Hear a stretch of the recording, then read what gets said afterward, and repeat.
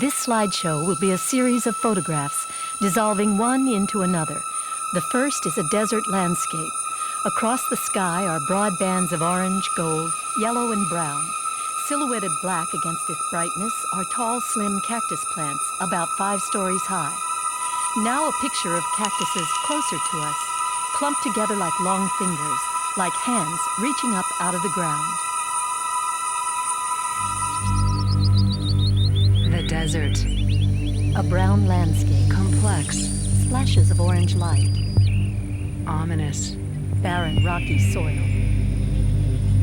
The joining of beauty with a sense of danger.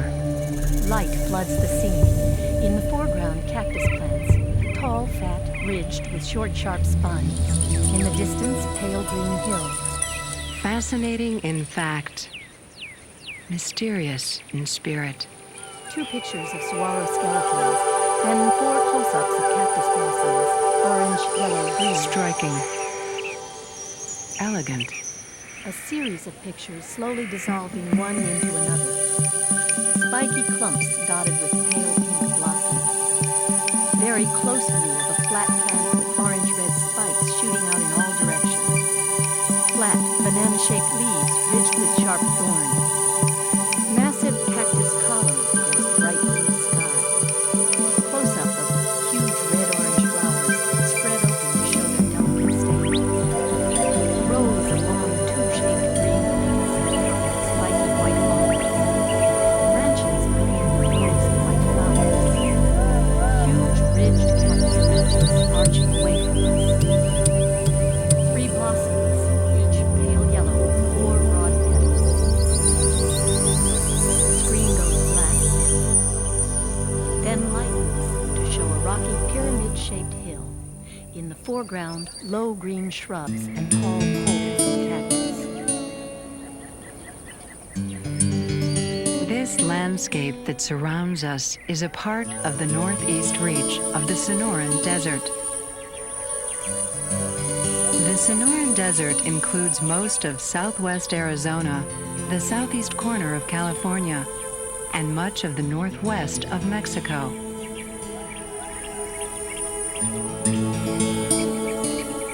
This is a young desert, existing for perhaps 10,000 years. Tall cactus trees silhouetted against rosy clouds. 2 brief seasons of rainfall help support an enormous diversity of life, making it the most complex of all American deserts. Slim vertical shafts of cactus rising out of rocky soil. Scientists are studying the biology, geology, and weather of this desert. But there are other thought-provoking and insightful perspectives to share. Night scene. Branching cactus arms rimmed with light. The native people who have lived in this landscape for hundreds of years offer a perspective each of us should hear and think about as we allow ourselves to be touched Petroglyphs on the rock. by this mysterious land of the saguaro. Massive cactus columns stand out starkly against a blue sky, which slowly changes to star-studded night. An off-screen voice. The desert speaks to our people in many ways. We feel honored to be here in this desert, to hear the different things it says to us. Rosy light. A row of tall saguaro cactus. Wherever Creator is, in these plants and in these animals and in us humans, He speaks to us by who He brings to us, by what He shows you, by the beauty of the desert. He gives you a gift. A tortoise, then a hairy tarantula on dry, cracked earth. For us, the gift is our chance to experience the moods and textures of a delicate habitat, where plants and animals relate in ways which make life possible for each. They are like a circle. They're all connected.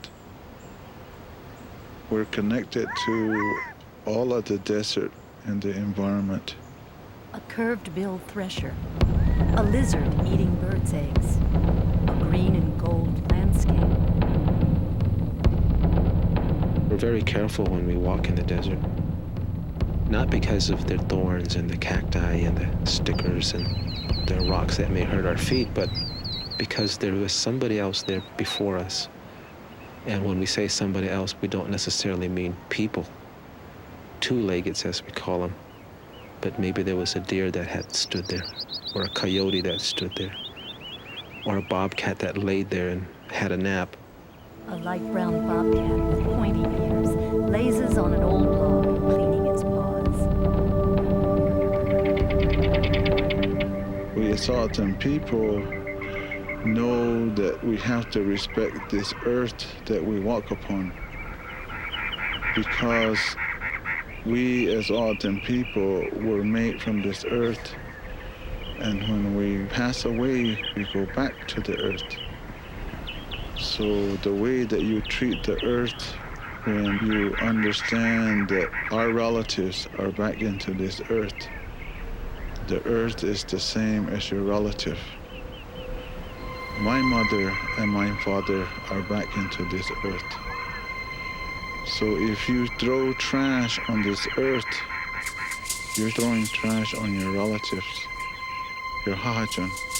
A single cactus shaft in the sun. Now a tall, skeletal, bare cactus with arms outspread like a cross against the pale blue sky. These things are sacred, and to us, they're very powerful. Very close view of huge green cactus with 5 fat branches.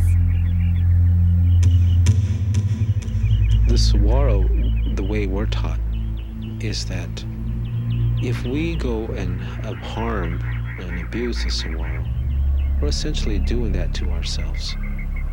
Because the saguaro through eternity has been our relative. Because when the creation story is told in the wintertime, we're taught that the saguaro was a human being, and God put the saguaro on the earth in the form of a cactus so that we can begin to look at ourselves and eventually learn to respect ourselves. So when the human being became a saguaro, we began to look at ourselves differently. Some people say if you look close enough in the dawn or the dusk of the day, those saguaros, they begin to look like people. And if you look close enough, you'll see people rather than saguaros. And especially if you're standing in a place where the saguaro silhouettes are in the horizon, and you stand back and you look and you'll see people in different forms and different shapes and doing different things. You'll see whole families. Many saguaro cactus standing together. A huge round full white moon hangs in the sky above them. We call him our brother. And we know that he was put at this place for a very special reason. Close view of a very tall, deeply ridged saguaro. We want to have that strong image and that tall image about ourselves as people. So when we look at the saguaro, we begin to try to acquire those qualities. A panoramic scene of low, shrubby green plants and tall, straight saguaros. In the distance, a high, jagged line of reddish-brown rocks. Close-up view of one thick stalk with 5 stubby branches. The saguaro is significant in the sense that it provides a very special gift to our people. And that is the fruit of the saguaro. And that fruit brings a sweetness into our lives. That fruit provides the nourishment for the happiness of our spirits, our souls. When we eat the sweet-tasting saguaro fruit, it makes us smile, makes us feel happy, makes us feel good. At the top, plump red fruits. So the desert as a whole begins to nourish us, in not just in the physical sense, but nourish us in a spiritual sense. Hands spreading open the red fruit. Now a broad vista in delicate shades of green and gold. In the right foreground, a cluster of low, flat, oval, thorny cactuses. If people would stand in the desert for a few minutes, they would begin to have this feeling that there's something more to it than just the desert. And for us as Indian people, we begin to understand that, and that power that comes from the desert allows us people, human beings, to experience a certain quietness within us. A series of scenes slowly dissolving one into another. Clumps of cactuses tipped with red fruits. A jagged line of amber and brown hills. Close view of plump, thorny cactus shrubs. Finally, the desert bathed in deep, rosy light. Overhead, pink-tinged clouds.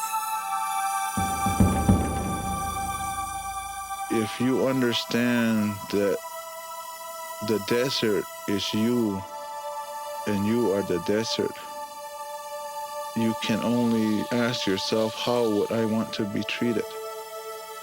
So you treat the desert as you would treat any other human, with respect and dignity and care and love. 3 separate pictures. A lizard, a small cholla cactus, a bird, close-up of 3 cactuses superimposed on a wider desert view. Smaller shots of plants, flowers, a scorpion. This desert can speak to each of us in many ways. If we care to discover and delight in its mysteries and its revelations, then we must meet it on its own terms. With patience, with an alertness of the senses, and with a quiet openness to a surrounding landscape of beauty, drama, and texture.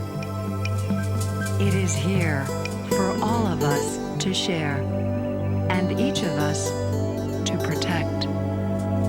A tight clump of white blossoms nestled in the bend of an arching saguaro branch.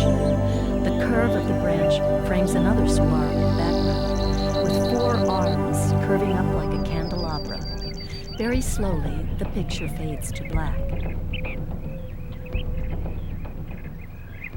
The slideshow finishes. The lights in this theater slowly come on. The screen retracts into the ceiling. A curtain behind the screen opens to reveal a wall of windows. Outside the windows is a real saguaro forest with the Tucson Mountains in the distance. Audio description for blind and visually impaired audiences was produced by the Metropolitan Washington Ear and written and voiced by Melissa Collins.